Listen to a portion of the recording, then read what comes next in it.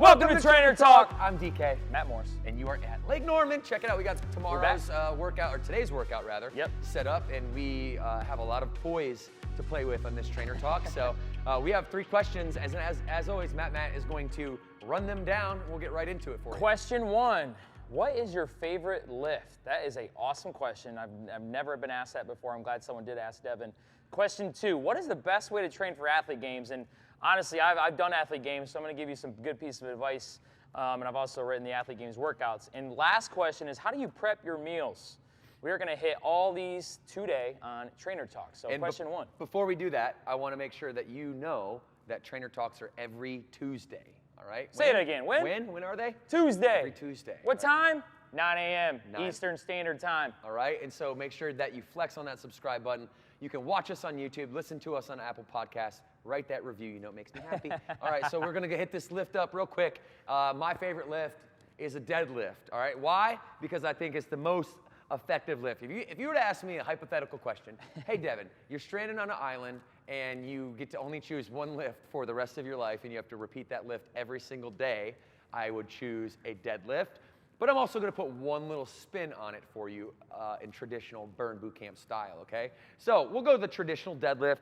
You know, we're not going to use a barbell today. We're going to use some kettlebells, but I'm going to put them in the front of my body and treat them like a barbell. So I'm going to step up, make sure that my bars are here. All right, my feet shoulder width apart. All right, my knees right outside of my shoulders. Okay, this is the position I like to be in. All right, I'm going to squat down first, okay, and I'm going to make sure that those knees never go over the middle of my feet. All right, I'm going to have a real nice flat back here. And what I don't want to jerk the weights off the ground. What I want to do is push the floor away from me and kind of maintain this position. All right, what I see most people do is they try to jerk up and they extend the legs first. And what that does is make your lower back super, super vulnerable, and then you could probably see this posture in a lot of bad form where people are lifting weights up and you really see that rounded back lifting with the lower back extensors and really trying to stabilize with the rhomboid. So what I'm going to do is I'm going to sit nice and low. I'm not really going to change positions other than pushing the ground away from me and ensuring that I am holding, listen to this, holding the handles of the kettlebells with my rear delts, if that makes sense. Your rear delts are right here, all right? It's the back side of your shoulder. You maybe target them when you do rear delt flies, all right? But I'm gonna try to hold it with my rear delts and my traps, okay? So that way, as soon as I lift, I have muscles engaged and I'm not gonna fold over like this. The muscles that are engaged are gonna keep me in a good posture.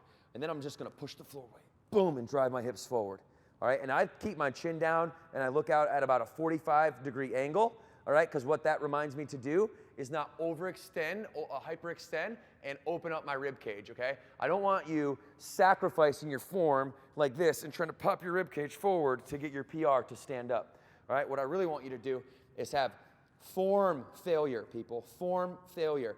Lifting, picking up a bunch of heavy weight and putting it down only is impressive if you're a bodybuilder or you are a power lifter, okay? If you're somebody who is aspiring to be a lifestyle athlete, okay, boom, nice slow movements, explosive, okay, explosive, really push that ground away, and I do want you to load up through this movement, but what happens is that you engage the major compound chains of your body. It's your quads, it's your hamstrings, and it's your lats and your whole upper back complex, and that's the reason why if I was stranded on an island, I would choose deadlift. Now, the last thing I'm gonna do is throw in just a little wrinkle, okay?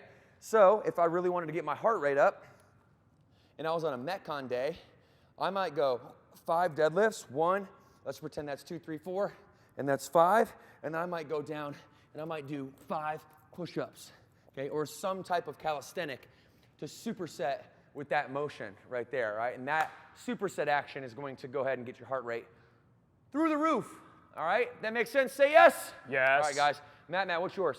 Well, if I was stranded on an island, I hope they have a ledge like burn boot camps, because I guarantee when Devan came up with this concept and he talked about this floating floor and this ledge, I tell you what, is sometimes the best tool for some exercise. And the exercise I'm going to talk about is a blast-off med ball slam.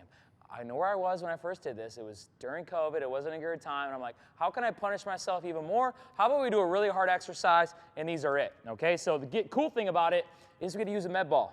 Again, Devan talked about all the tools we get to use at Burn Boot Camp. Med ball is one of those tools. It's one of the best. Usually you'll see this on an athletic conditioning day, a metabolic conditioning day. Heart rate's gonna be really high. Key thing is you're gonna start off the floor. This is the hard floor, all right? Med ball's gonna start at my chest.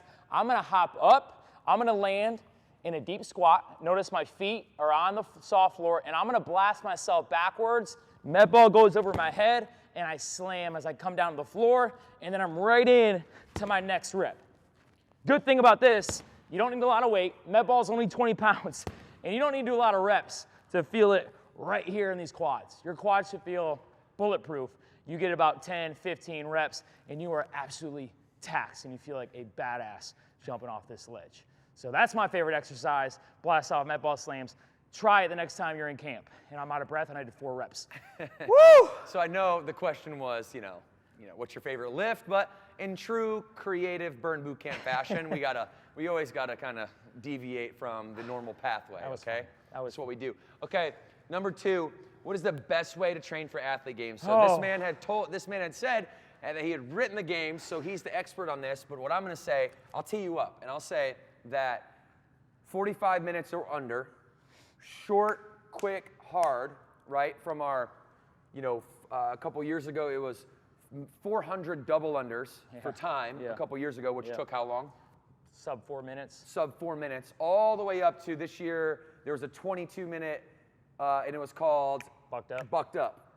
Yeah. So you have then you have normal camp. So our camp is like the longest that I would want anyone to train from a demanding capacity, and that's why they're 45 minutes. They don't need to be longer than that. When you are practicing power, okay, which is in the OPT model, it's the highest form. It's the most how would you say beneficial time for bang for your buck is your power exercises, right? So we incorporate a lot of power exercises into the burn boot camp routine, and most of the athlete games stuff, most of the exercises, the workouts, the protocols are power based, right? It's a lot of power, some lifting, and Matt's going to explain it. But that 4-minute 400 double unders all the way to a bucked up workout that takes 22 minutes.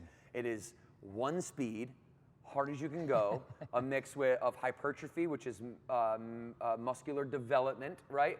And power, which is, like I said, the highest threshold. It's going to tax you the most. So that combination of things is deadly for some athlete games material, and this guy knows how to put those together better than anyone on this planet. So the number one best way, Devan already said, is you got to take camp. As a trainer, if you're a member that wants to become a trainer and your ultimate goal is to do athlete games, take camp, because when I write workouts just for camp, some of those ideas that I get in camp, I take those ideas and I put them into athlete games, and it might just be a little slight twist or spin on that exercise or on that format. So take camp is the number one best way. The second best way to train for athlete games is set a schedule. So don't start too early. So athlete games finals this year was October 1. Regionals was in September. I'm not going to start training maybe in January. I might start training maybe in March and April. I don't want to burn out too fast leading into regionals and then to athlete games, and I'm absolutely toast with my body.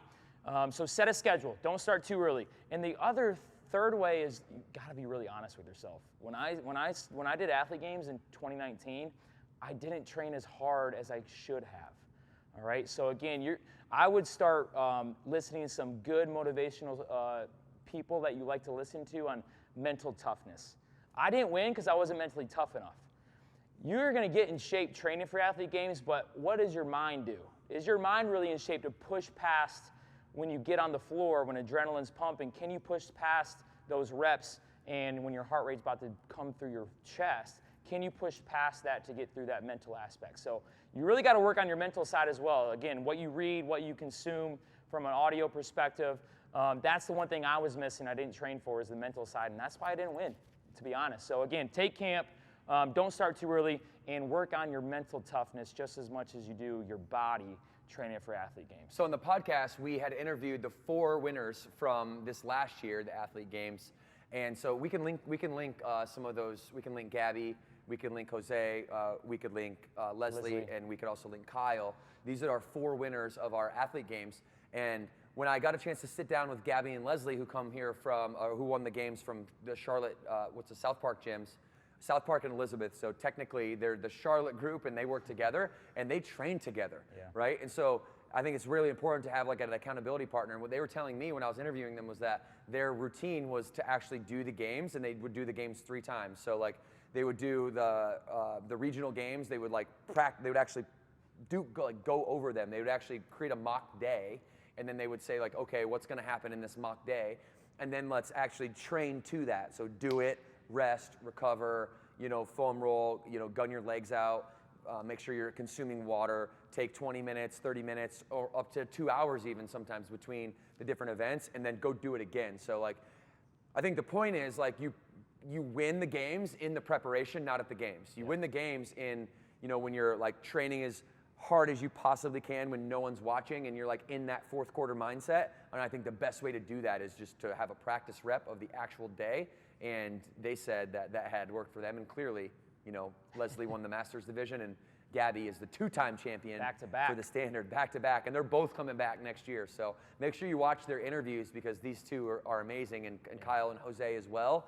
And I'm so glad that you are interested in the athlete games because it's getting bigger and bigger and bigger and bigger. And if you're a member and you're not inspired to be a trainer, but you still like the competitive nature of being able to get with your people and just get after it, well, the Level Up games happen at all of our gyms. Each one of them do it kind of independently whenever it fits their schedule for their community. But just check in with your nearest Burn Boot Camp location, and you can participate in the Level Up games. My brother and his wife Aubrey, they own the Portage, Michigan location, and they just did their Level Up games last week. And I called them, and they were just ecstatic about how inspiring it was, and like how their members that never thought they could push through anything, or like never were fitness people before, or were born this way, or whatever it is. People of all walks of life stepping up and then dominating these workouts. It's super empowering. It builds a ton of confidence. So I want you to train for the Level Up games or the athlete games. That should be a goal. Get it on your 2023 calendar and make it happen. Do it. Last question. How do you prep your meals? Devin, how do you prep them? So Matt's got a funny answer. I'll give you like the technical answer that I would share with anybody that's like, hey, I just need to like get better at prepping my meals. Here's what you don't want to do. You don't want to like go out and like Google meal prepping, because you're going to see pictures and there's like counters, and there's like counters of 47 meals, and they're all like individually like prepared and like measured out, and there's a little scale, and it's like, okay, by the way, what you're looking at is a professional bodybuilder's eating protocol, most likely, right? Where their full-time job is to prep meals for themselves. You have kids, you have work, you have a life outside of fitness, right? This is supposed to enhance your life and be something, and your health journey is supposed to be something that is the anchor to your fulfillment and your happiness. And so what I try to do is create just a very simple concept, if you will, a way to look at it, called 10-minute meal prep. All right, and 10-minute meal prep basically works like this. You cook your protein twice a week, super simple, store it up, put it in your fridge. You buy a bunch of microwavable stuff like steamed bags of broccoli, going back to the Clean 15 Dirty Dozen in our last Trainer Talk episode, you can really follow that protocol and have some fruit and some vegetables on hand. All right, but the important thing is that you can make these recipes in 10 minutes or less, right? And by just grabbing your protein out, you could throw some organic 90-second rice in the microwave, and then you could also follow that up and put some steamable broccoli, and you have rice, chicken, and broccoli under 10 minutes, and you proportion it out, and it's super easy that way. If you try to overcomplicate it, like complexity is the enemy to all execution. So if you're too complex, you're not going to execute, and the cousin to complexity is perfection, and perfection is also the enemy of execution. So if you're trying to be perfect, then you're going to get complex, and you're never going to actually execute. And so like the people that don't like my philosophy usually say like, well, the microwave's bad for you, and what about like, the radiation and all that? And well, radiation is just heat, and that's not true that the microwave like is going to like warp your brain, okay? Like radiation is just heat. All right, your cell phone has radiation. Those little things that they used to put in the cell phones to like, deflect radiation. It's all a hoax. I mean, you could go look it up. It's free information for everybody to see. Your phone's radiation is not harmful to you. The microwave's radiation is not going to be harmful to you. All right, so you want to make sure that you are preparing your meals to fit within your lifestyle, not making your lifestyle meal preparation. And that's a super important distinction because you can go so far with it to the point where you're like obsessing about every single, third decimal point of a macro, and then all of a sudden you get really disinterested in that after a while when, life gets really busy during your busy season, and all of a sudden logging every meal every day, measuring everything out every single day, hitting all of your macros to the third decimal point right on par is like just not practical and not possible. And I've done this enough, worked with thousands and thousands of trainers and members and people, both from a group mentoring perspective and a one-on-one individual perspective, and I'll tell you, nobody ever sticks to what the bodybuilders stick to. You can do it for a season, and I'm not saying that you can't try it. I'm not saying it doesn't work. It works really well. It just becomes your lifestyle, and I think that's the key, is you want your nutrition to work for you rather than you working for your nutrition. Matt. You just got to marry well. That's how you do it. That's how you prep your meals. In all seriousness, I'm going to be full transparency. I don't prep my meals. Well, my wonderful wife, Monica Morris, does, but we have come up with a good system that works for us. And again, Devin hit the nail on the head, is don't follow someone else's plan. Come up with a plan either for yourself that you can adhere to for like the rest of your life, or with your partner. And that's what me and my wife have done. So we prep our protein. That's it. And we work our meals around our protein. So every Sunday my wife goes to the grocery store. She comes home. We prep ground beef. She preps her shrimp or her salmon. And then we talk about what meals can we make with our protein. And that way we don't get in a habit of having the same meal over and over again. So Monday it might be, for me, ground beef that I cooked already, white rice, and maybe avocado or eggs. The next day might be Taco Tuesday. Wednesday might be something else with that ground beef. So again, prep the protein like Devin says, and then work your meals around the protein that you cooked to keep it fresh. Super simple. So if you want a fiesta, you can go to Matt's on Taco Tuesday. If you want to be boring, come to my house and you'll get batches of ground elk in bowls, and then I'm also buying the 1 minute organic white rice, okay? And then I'm heating that up for 1 minute.